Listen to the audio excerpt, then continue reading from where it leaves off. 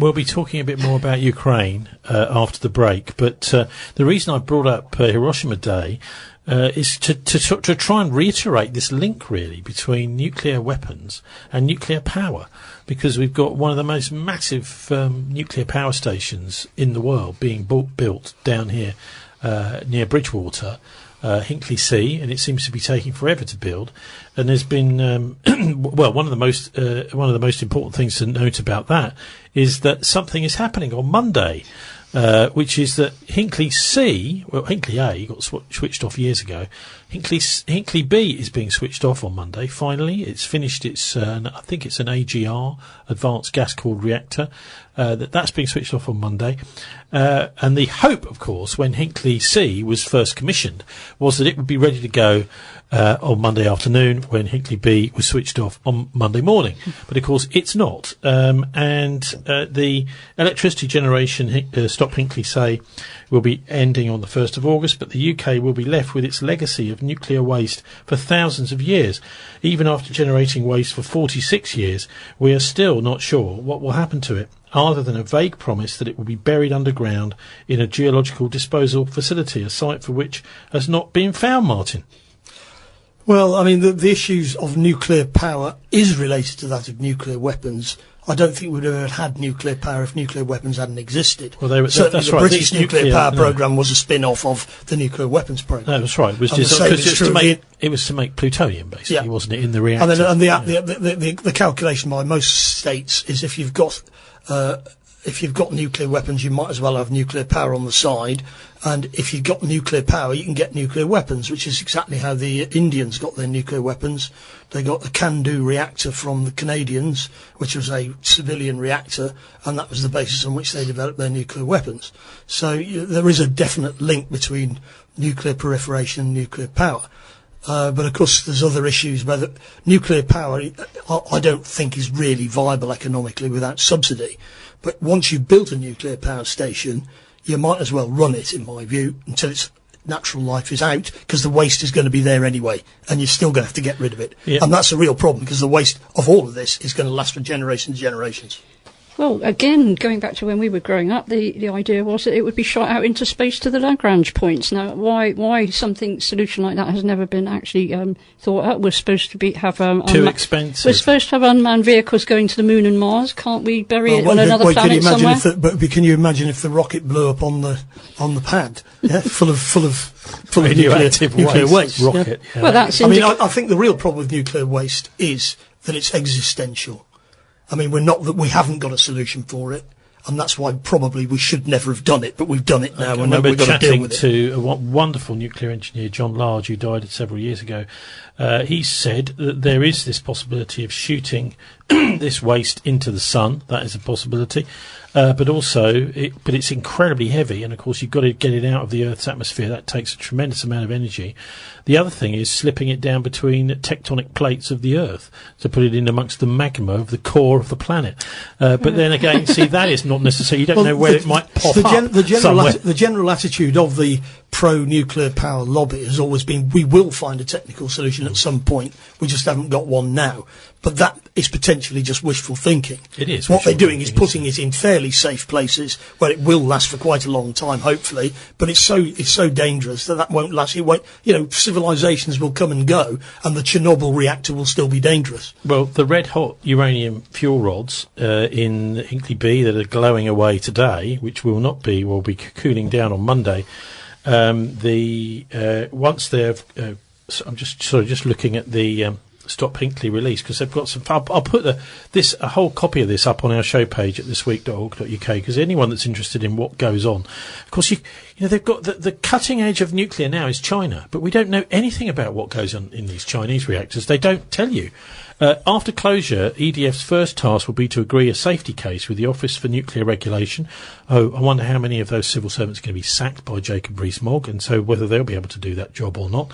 For fuel handling and defueling, this should take about 3 months. Then around 300 fuel channels in each of Hinkley B's 2 reactors will have to be emptied, and the spent fuel transferred to a cooling pond where it has to remain for at least 90 days.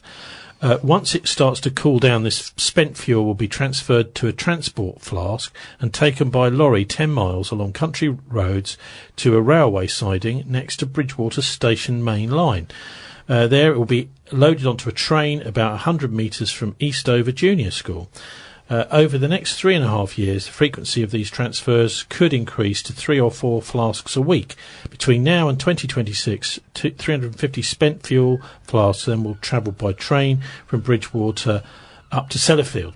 And I remember, this is around about 2000, we went and did some filming down near this Eastover Junior School at what they call the railhead, where they transfer the fuel, the flasks from a road onto the rail, and had a chat to some of the people around there. And one of the guys was saying, well, yeah, I live right next to, in the social housing with my kids, right next to the place where the trains come in to pick it up. And he said, I was looking out of the window. Well, he said we had to quite often had to have a chat with the guys working for the railways, because they would leave the diesel train, the diesel locomotive, ticking over. And they would sometimes have to hop over the garden fence and go and talk to the guy and say, can you please move the train or stop it ticking over, because the stink is drifting into our house and into our windows and everything. So he'd done that a few times. One day he jumped over the wall to go and ask them to move it or turn it off, and they were very helpful. They'd usually just move it a little bit, and then it wasn't a problem for him anymore. Or his family. And he found in the cab of the locomotive 3 young kids who'd been playing football, who were playing with the controls of the train, and immediately got rid of them. But he said, well, what the hell do they think they're doing? They all go off for lunch and they leave a locomotive with a nuclear fuel rod flask tied behind it, where the kids can play around with some of the controls on the diesel and send it onto the main line. This doesn't sound like they're being really serious about safety. But anyway, that's the sort of thing that you get, I'm afraid, when you've got the transfer of waste right next to a primary school in a housing estate, which seems like the craziest place to do it. If you're going to do it somewhere else. I mean, there's up at Dumble, a bit further down the line, there's another place they could do it far more safely. But anyway, so this is definitely not going away. When defuelling is complete, if all goes according to plan, ownership of Hinkley B will transfer to the Nuclear Decommissioning Authority. Well, I don't envy them. They will take around 5 or 6 years to prepare the reactors for care and maintenance, and then final dismantling is expected to begin. Do you want to guess when they're going to finally start to dismantle Hinkley B? Go on, have a guess. 2050. 2090. Exactly in between 2017. Okay. So both of you did very well there. So it's not going to be for a long time. So the Nuclear Decommissioning Authority, Martin, these are basically the people that pick up the tab for all of the money that the... and it's a big tab as well. It is. But nuclear is becoming, as the price of fuel goes up, and gas, and energy generally, nuclear is becoming a little bit more viable. It is, especially when you've got all the sunk costs involved.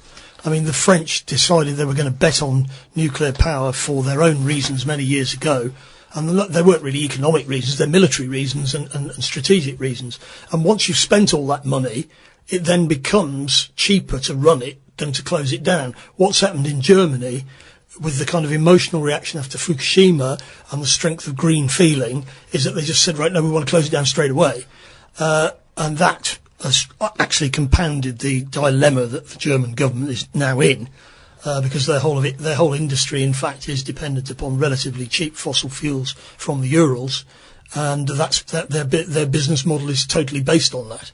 And they've suddenly realised that that's potentially gone. Yeah, Stella, the Greens are increasingly seem to be liking nuclear. I mean, certainly when I was growing up, the environmentalists hated it because of this massive toxic legacy of radioactive waste for tens or hundreds of thousands of years. I think you'll find that the Green movement has always been quite split, actually, on use of nuclear. A lot of them did see it as clean energy, and it was the ones who didn't see it as clean energy who won out. But I think you'll find there are different opinions, even in the Green Party in Bristol. No, I think you're right. And somebody who died this week, aged 103, James Lovelock, he was pro-nuclear energy. He was saying, well, actually, this is a key part of the future, Martin.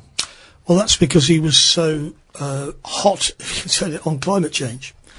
So, I mean, you see George Monbiot's position, because if climate change is the overwhelming issue, then nuclear energy becomes a potential solution, even though nuclear energy itself is quite fossil fuel intensive, you know, building things with concrete and, you know, you need lots of trucks. And also, excavating the uranium, not to say least of which is getting the uranium out of the ground. Yeah, well, I think you know, the real choices are now going to face our societies about what we're going to do about all this. My own magical solutions, insofar as I've got one, is from Amory Lovins from the Rocky Mountain Institute in the 1970s. He said the solution to all of this is energy efficiency. It's not new forms of power.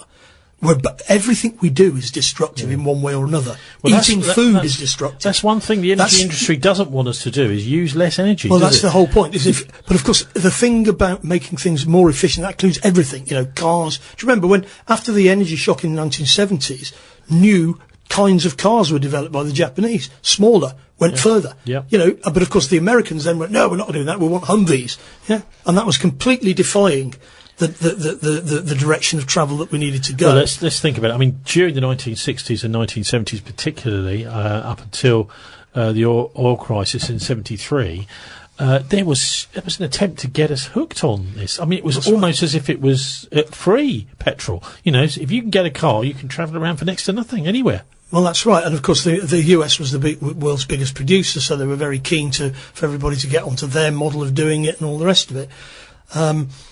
I think the thing about getting energy efficiency, which won't happen through the market, you need to regulate it and say, right, this is what cars will have to look like. All cars must fulfil these criteria, otherwise you can't build them. That doesn't mean electric cars, it just means efficient cars.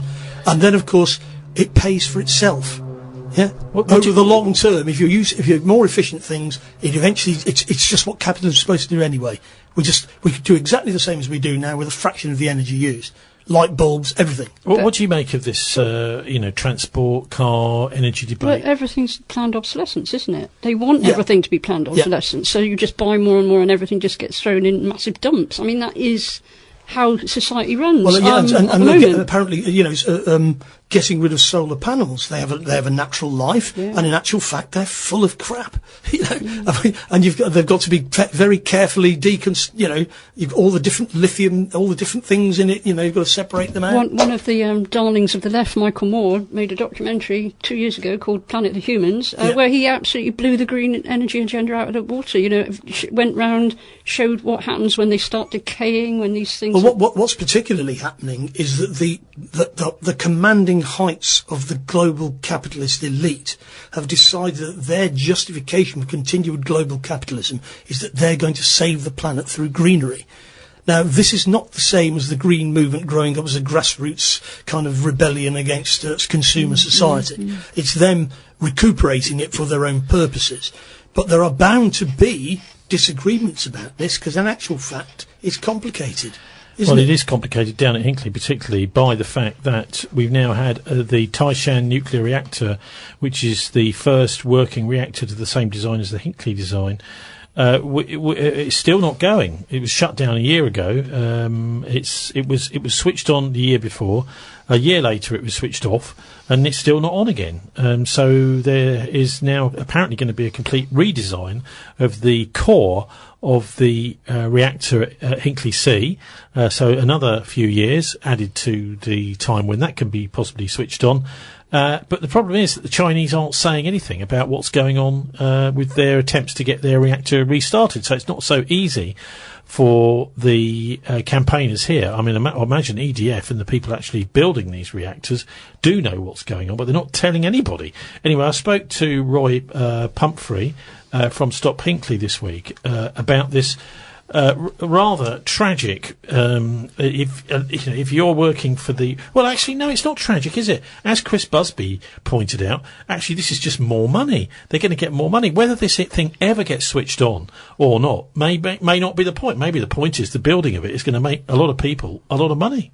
I'm Roy Pumphrey from Stop Hinkley, and the current situation regarding the reactor is that following the design faults that have been identified at the Taishan reactor in China, EDF are now saying that they'll need to do a redesign of the particular parts of the reactor for Hinkley C, and looking forward for the Sizewell C reactor to make sure that the fault at Taishan isn't replicated in the UK. Of course, EDF are busily playing all this down, and it remains the case that the office, what do you call them? The puppy dog regulator, the Office for Nuclear Regulation, which is usually 100% compliant with whatever a nuclear developer wants to do, will have its say, but I suggest it's highly unlikely that they'll go against whatever EDF come up with as a solution. We were told a year ago it was just a little hiccup over in China. It does seem as if, the nature of this kind of technology means that when something like that happens, it's impossible to actually go in and fix it because it's far too radioactive in there. They can, but by shutting down the reactor and giving it time and extricating the parts they need to fix remotely, they can get over that. But it is an extremely tricky process, and one wouldn't want to be involved in what's going on at Taishan for love nor money, which is why it's been shut for over a year, and why they're desperate to do something for Hinkley C and the design for Sizewell C that will stop it happening over here.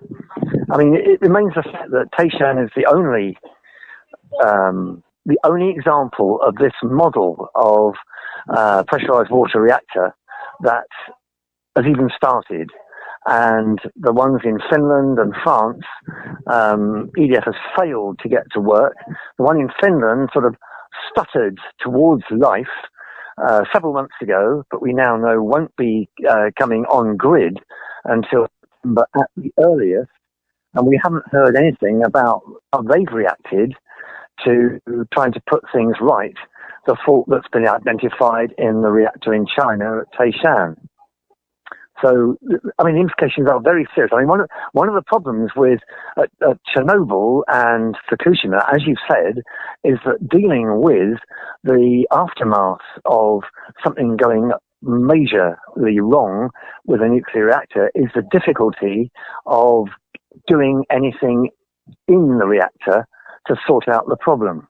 What with the fuel price hikes we've got at the moment, this actually Hinkley is starting to look a bit more viable, isn't it? Well, okay, but Hinkley's not going to come on stream before 2027 at the earliest, and my money would be on 2030 as a potential start date, especially with these sort of hiccups. Everything that could go wrong for Hinkley C has gone wrong. The pandemic. So let's go in chronological order. Brexit, which wrecked the exchange rates that everything had been based on. All you hear about the prices for Hinkley C are 2015 prices. Okay? They haven't allowed for the real world and real money to intervene. So Brexit was the first major problem. Then we got to, which has created skill shortages, which are ongoing and still existing for Hinkley C. The pandemic, which blew a hole in all their calculations for time and cost. Now we've got the skill shortages again, post-pandemic, and the difficulty of supposedly being able to raise the workforce from 6,000 to 8,500, which is what they're hoping to do, but they can't find the skilled workers to do it. Then we've got the fact that EDF, the nuclear part of EDF, is now being renationalized in France, and that will mean over here, instead of it being nominally, 85% government owned, it will be the French state that determines what happens with Hinkley C, 100%. So whatever people might think about the price, it remains to be seen if Hinkley C ever gets to work, what price we do end up paying when that happens. I mean, that price was agreed back in 2015, something like that. I think that's when they signed the paperwork. And I don't doubt that EDF will, because EDF have guaranteed themselves a particular return on investment, And what they're desperate to do is to maintain that, because that's the only basis on which there's any sense in building Hinkley C. So they will doubtless claim something called force majeure to renegotiate upwards the already what appeared exorbitant price for electricity with the government. So that's what they'll be looking to do. It's only a superficial attractiveness. Okay, look, what do we know about what's actually happened in Taishan and what they're having to redesign for here? Well, we don't know. And it remains to be seen how major a task it is and how long it takes them to come up with a redesign and whether that actually does get the approval of the regulator. Well, hang on, because this is nuclear safety. A year on, we're still being told nothing about what's actually happened. Very little. ONR just says, to paraphrase, EDF say they're on the case, and that's fine by us. That's basically what they say. So, it's not a pretty picture, that's for sure. What about the general prospect for nuclear? Because we're seeing, aren't we, quite a lot of pushing of nuclear these days. And the idea amazing, is that isn't it? actually, yes. Well, it's not so amazing because something's got to replace these fossil fuels. Yes, that's absolutely true. But there are plenty of other things in the pipeline, and the bodies charged with looking at electricity and power supplies into the future doesn't even see Sizewell C as being a realistic part of making that happen. None of these nuclear reactors are going to come on stream, if they work, in time to help us deal with the current shortage of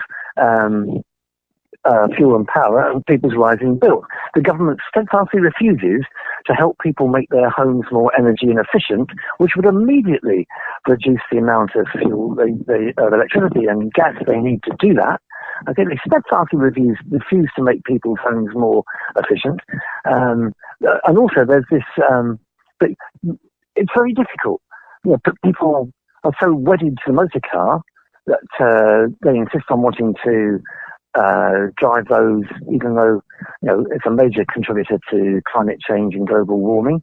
The electric cars seem to be, which obviously need electricity, although off-peak would not hurt them at all, to charge them up and keep them going. I don't think nobody's got a real handle on what's going on.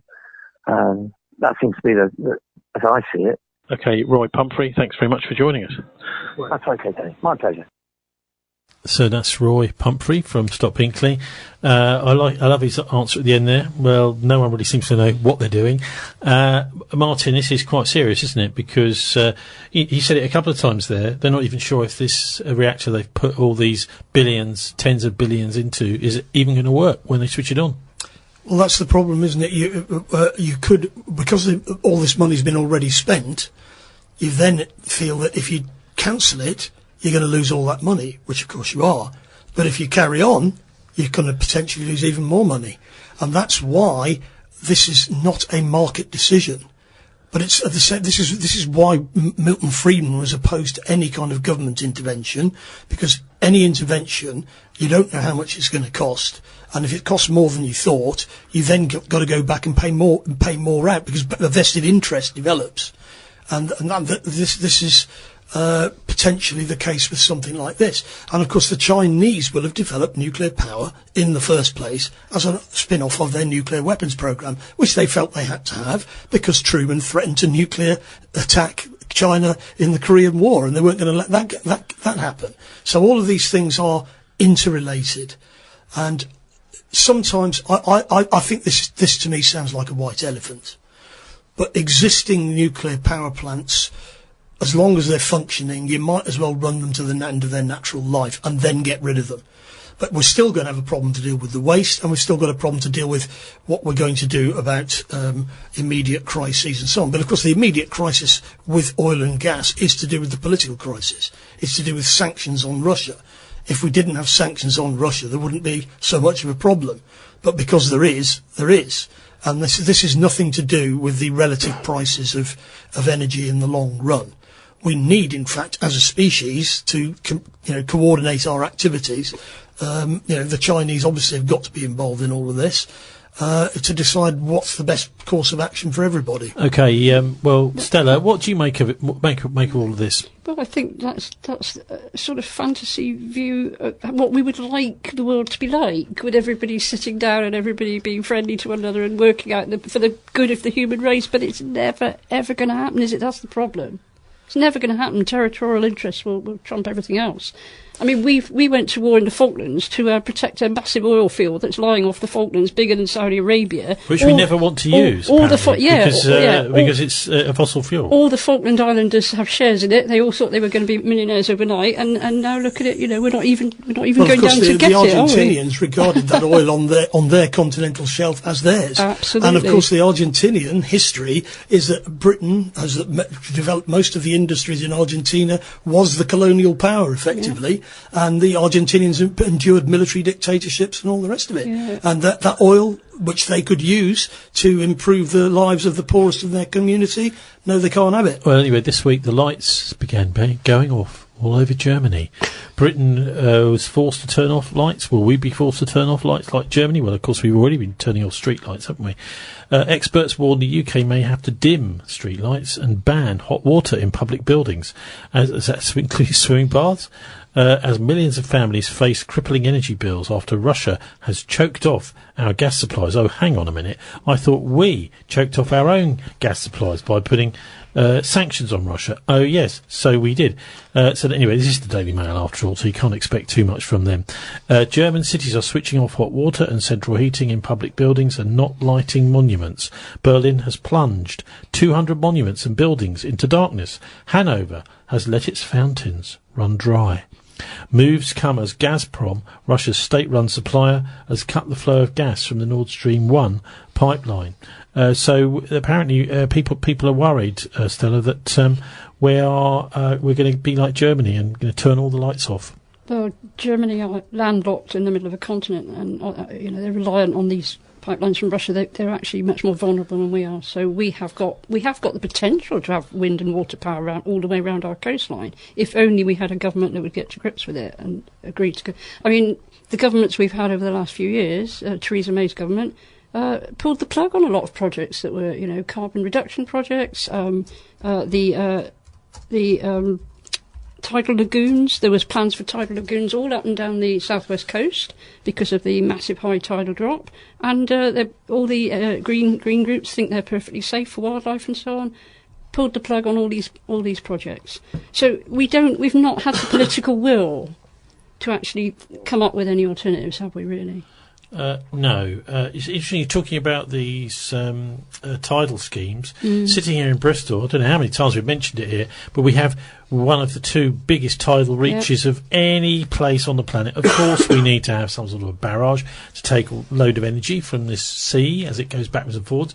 Anyone that's ever strolled or cycled over the Old Severn Bridge on the south side, if you do it at the right time of day, you can see the most incredible currents surging around there, backwards and forwards, as these thousands and thousands of tons of water goes backwards and forwards through the River Severn. It's a gift, isn't it? Really. Well, I was down at the Planning Inspectorate until I had to retire 2 years ago for other reasons, and these tidal lagoons, they were some of the projects that were coming in, and they were very well thought out, and all the green groups were perfectly happy with them.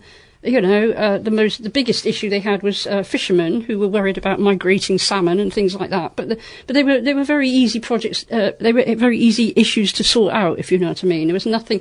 And once these things are in place, they have a lifetime of something like 125 years, not the 25 years that the windmills have got.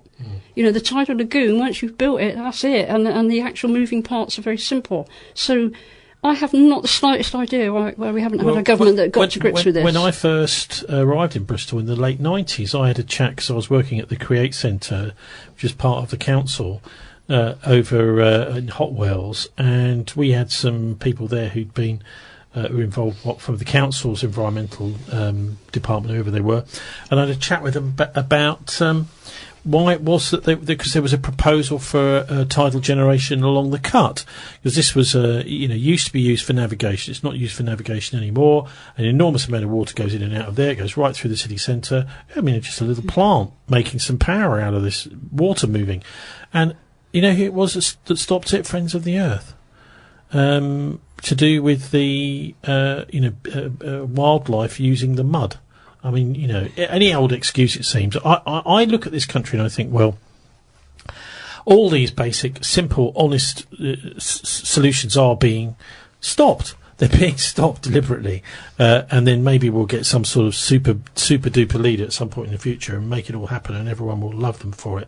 The French government, by the way, as was mentioned by Roy Pumphrey there, is taking EDF back into public ownership. The cost of it is to be $10 billion to the French government, so they're taking over it.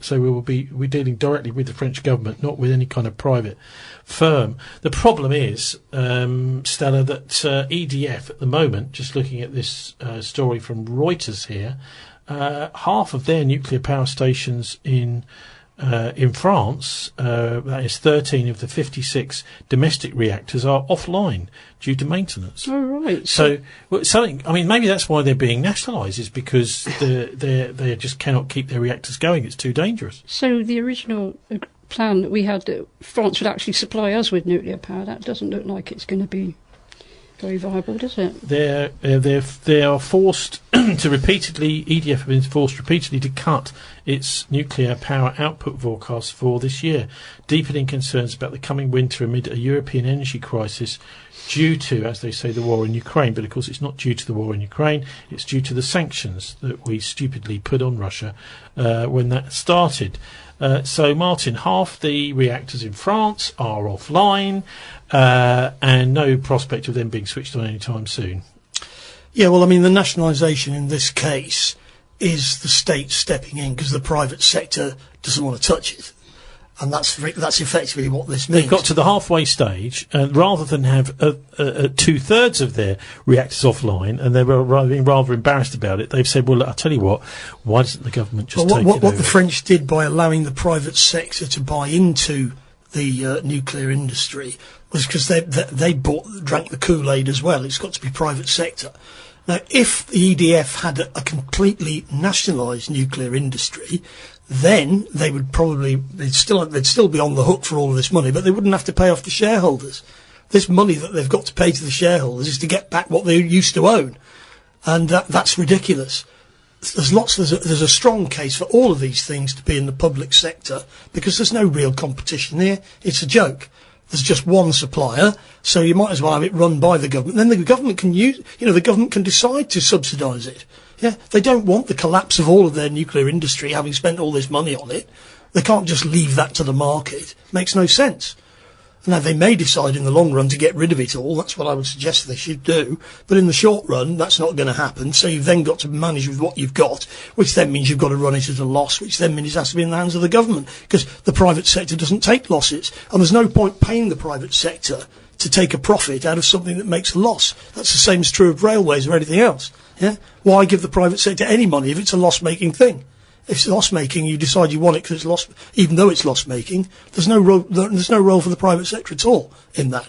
But of course, the answer is that the private sector would actually be quite a small part of the economy if you applied that criteria. Things like health, education, basic infrastructure, banking. The private sector really would be left with social media, and of course, that's no good for the people of the ideologists of the private sector.